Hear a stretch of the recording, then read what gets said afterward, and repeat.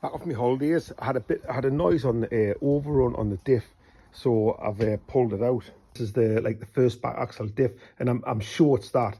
Well, I'm pretty sure anyway. So I pulled it to bits. It's only like a half-hour job pulling it to bits. And this is the old flange, so I've got a new flange, and they have a spacer up again the pinion gear, the bearing on the pinion gear on this end. And there's like you'll not be able to see it probably, but there's like a chatter mark in there. So it was tight and there was no movement, but I don't know if under load it's been like moving.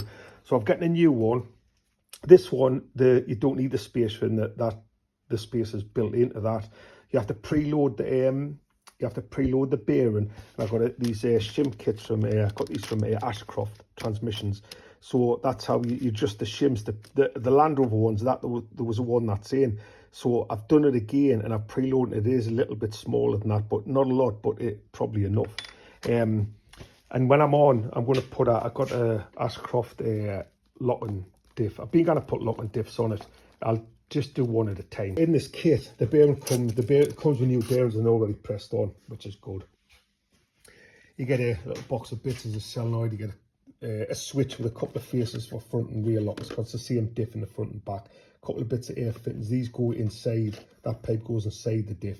There's a couple of locking tabs that lock the back end up that go on your bearing caps on the inside. This gets you've got to drill a diff and tap that into it. And luckily I had the right tap, thanks to me old dad, who's no longer with us, who has boxes of old taps with all sorts of things. So this is the shims. This is how this I've got a couple of 3 shims in there to get the right preload, and that bearing when it goes together goes on there, and then the cap, you can see that's with the spacer on, and that's the other type where they sit flat on the top. So that shim controls how tight the 2 bearings are together. And then in the carrier there, this one, you shim behind that to throw the pinion, the whole thing forwards and backwards. So that's where the shims are for. That's adjusted up, your backlash is adjusted up with a dial gauge. Nipped up, there's a little locking tab goes on, you get one longer bolt off for one side. Apparently there's 2 different sizes, a 50 and a 60. Mine was a 50, so it's like 55, it's 5 mil longer. This tag locks this ring. Then you put the pipe in. It's very soft, this copper pipe. It's easy to bend. I've just followed that shape around there. You bring it out there, and there's a little O-ring goes on. So I'll put that on now, and then you've got to cut it just flush with that. And then there's a little push fitting screws into there to make the seal, and that's what you connect to. So the diff's back in. I fitted the solenoid up here. Just took a T off my airline.